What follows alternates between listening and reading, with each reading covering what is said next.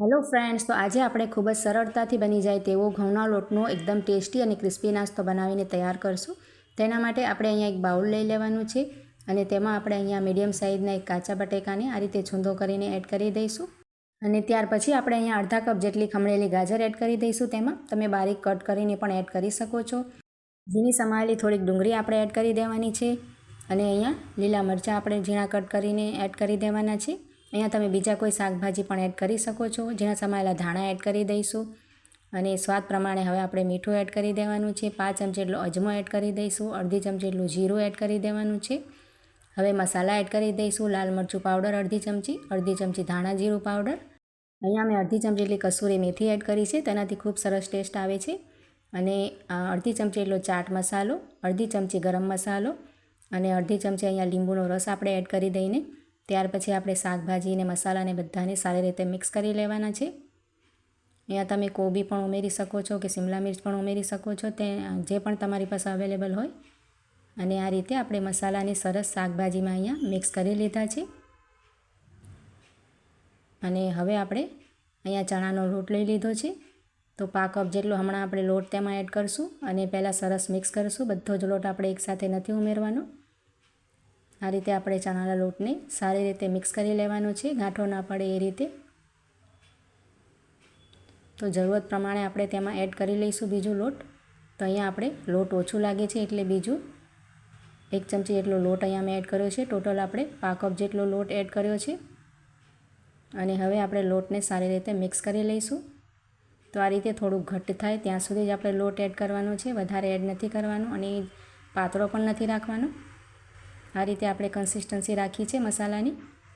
તો અહીંયા આપણો મસાલો એકદમ રેડી છે. હવે આપણે અહીંયા લોટ ઘઉંનો લઈ લીધો છે. તો અહીંયા અમારી પાસે બપોરનો લોટ હતો તે મેં લીધો છે. તમે ફ્રેશ લોટથી પણ બાંધીને આ રીતે નાસ્તો બનાવી શકો છો. તો આ રીતે આપણે લોટનો લુવો લઈ લઈશું અને આ રીતે આપણે વણી લેવાનું છે તેને રોટલીની જેમ જ. રોટલી કરતાં પણ આપણે તેને પાતળો વણવાનું છે. આપણે જેટલો પાતળો વણશું એટલો જ આપણો નાસ્તો સરસ અંદરથી કૂક થશે અને ક્રિસ્પી પણ બનશે. તો તમે જોઈ શકો છો આ રીતે એકદમ સરસ રીતે પાતળી રોટલી મોટી આપણે અહીંયા વણીને રેડી કરી લીધી છે. તો મિત્રો, આ નાસ્તો ખૂબ જ ટેસ્ટી બને છે. એકવાર ચોક્કસથી ટ્રાય કરજો અને ખૂબ જ ઓછી સામગ્રીથી ઘરની સામગ્રીથી બનીને રેડી થાય છે. શાકભાજી તો આપણી પાસે થોડા ઘણા ઘરમાં હોય જ છે. તો અહીંયા તમે જોઈ શકો છો સરસ રીતે પાતળી આપણે રોટલી વણી છે એકદમ. અને હવે આપણે જે મસાલો રેડી કર્યો છે આ રીતે શાકભાજીનો અને લોટનો, તેને આ રીતે આપણે સ્પ્રેડ કરી દેવાની છે રોટલી પર. પહેલાં આ રીતે બધો જ મસાલો તેની ઉપર રાખી દઈશું આપણે અને ત્યાર પછી આપણે ચમચી વડે કે પછી હાથની મદદથી આ રીતે બધી જગ્યાએ તેને સ્પ્રેડ કરી દઈશું સારી રીતે. કિનારી વગેરે પર પણ સારી રીતે આપણે લગાવશું એટલે નાસ્તો આપણો એકદમ ચટપટો અને ટેસ્ટી રેડી થાય. તો અહીંયા આપણે સરસ રીતે મસાલો આ રીતે લગાવી દીધો છે અને હવે આપણે તેને ફોલ્ડ કરવાનો છે આ રીતે રોટલીને. આ રીતે રોલની જેમ ટાઈટ આપણે તેને ફોલ્ડ કરી લેવાનો છે. તો ખૂબ જ સરળતાથી આપણે નાસ્તો બની જાય છે અને ખાવામાં તો ખૂબ જ ટેસ્ટી બને છે. તો અહીંયા આપણે આ રીતે રોલ તેનો બનાવી લીધો છે. હવે આપણે તેની જે કિનારી છે તેને આ રીતે ઉપરથી આ રીતે ચિપકાવી દઈશું અને સરખો કરી લઈશું એટલે સરસ આપણો સ્ટીમ કરવાનો છે રોલને. તો આ રીતે ખુલે નહીં એ રીતે.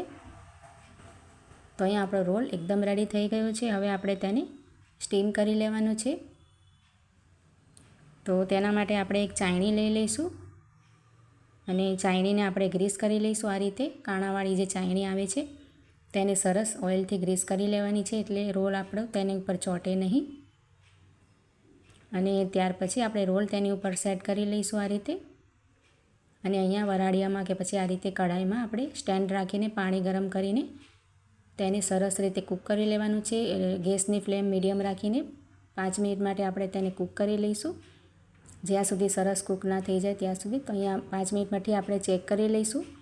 તો એ રોલ આપણો સરસ રીતે સ્ટીમ થઈ ગયો છે. ઠંડુ થાય એટલે આ રીતે કાઢીને પ્લેટમાં લઈ લઈશું અને છરીની મદદથી આપણે તેના પીસેસ કરી લઈશું.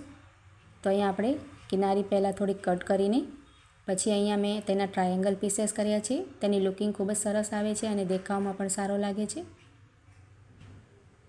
તો આ રીતે આપણે બધા જ પીસ કટ કરીને રેડી કરી લેવાના છે. તમે તેને તમારા મનપસંદ કોઈ શેપમાં પણ કટ કરી શકો છો. તમે જોઈ શકો છો એકદમ લેયર્સ કેટલી સરસ આવી છે અને ખૂબ જ સરસ રીતે સ્ટીમ થયો છે આપણો જે નાસ્તો છે તે. તો આ જ રીતે આપણે અહીંયા બધા જ રોલને કટ કરીને રેડી કરી લીધો છે. આ રીતે આપણે ફ્રીજમાં પણ બનાવીને રાખી શકાય અને સવારે બાળકોની ટિફિન માટે કે પછી નાસ્તા માટે આપણે ફ્રાય કરીને આપી શકાય છે. તો આપણે હવે અહીંયા એક બેટર બનાવવાનો છે. તેના માટે આપણે એક બાઉલમાં 5 કપ જેટલો ઘઉંનો લોટ, સ્વાદ પ્રમાણે મીઠું, અડધી ચમચી જેટલા ચીલી ફ્લેક્સ અને 1 ચમચી જેટલા સફેદ તલ આપણે એડ કરી દઈશું. ઝીણા સમારેલા ધાણા એડ કરી દેવાના છે અને હવે પાણી નાખીને આપણે તેનું મીડિયમ થીક ખીરું બનાવી લેવાનું છે. સરસ રીતે પહેલાં તેને મિક્સ કરી લઈશું. લોટમાં ગાંઠો ના પડે એ રીતે થોડું થોડું પાણી ઉમેરશું અને આ રીતે જ્યારે સરસ મિક્સ થઈ જાય ત્યાર પછી પાણી ઉમેરીને આ રીતે કન્સિસ્ટન્સી રાખીને આપણે ખીરું બનાવી લીધું છે. તો હવે આપણે ગરમ તેલ અહીંયા મૂકી દીધું છે. ગરમ તેલમાં જે આપણો નાસ્તો છે તે બેટરમાં ડીપ કરવાનો છે, જે આપણે ઘોલ રેડી કર્યો છે તેમાં, અને આ રીતે ગરમ તેલમાં એડ કરી દઈશું. જેટલા પણ પીસેસ આવે એ રીતે એડ કરી દેવાના છે અને મીડિયમ ફ્લેમ પર આપણે તેને સરસ કલર આવે ત્યાર પછી આપણે ફ્લિપ કરવાના છે. એક બાજુથી સરસ શેકાઈ જાય ત્યાર પછી તેને ફ્લિપ કરતા જઈને બંને બાજુથી ક્રિસ્પી થાય અને એકદમ ગોલ્ડન કલર આવે ને ત્યાં સુધી ફ્રાય કરવાના છે. તો તમે જોઈ શકો છો સરસ કલર આવવા લાગ્યો છે એટલે ફ્લિપ કરી લઈશું અને બંને બાજુથી તેને સરસ ક્રિસ્પી થાય એ રીતે ફ્રાય કરવાનો છે. ફ્રેન્ડ્સ, આ નાસ્તો ખૂબ જ ટેસ્ટી બને છે. તમને સારો લાગે તો લાઇક, શેર અને કમેન્ટ કરજો. તમારા ફેમિલી ફ્રેન્ડ્સ સાથે શેર કરજો અને મારી ચેનલ પર નવા હો તો ચેનલને સબસ્ક્રાઈબ કરી આપજો. તો આપણે તેને સરસ ગોલ્ડન કલર આવે ત્યાં સુધી ફ્રાય કરશું એટલે સરસ ક્રિસ્પી થાય અને અંદરથી સરસ રીતે કૂક થઈ જાય. તો તમે જોઈ શકો છો સરસ કલર આવી ગયો છે અને એકદમ ક્રિસ્પી બનીને રેડી થયો છે નાસ્તો. ફ્રેન્ડ્સ, તો આ રીતે જ્યારે સરસ શેકાઈ જાય પછી આપણે તેને પ્લેટમાં લઈ લઈશું અને બીજો નાસ્તો પણ આ જ રીતે બીજી બેચ પણ ફ્રાય કરી લેવાની છે.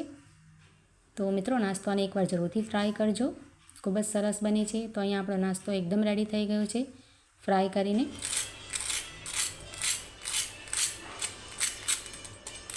એકદમ ક્રિસ્પી બનીને રેડી થયો છે.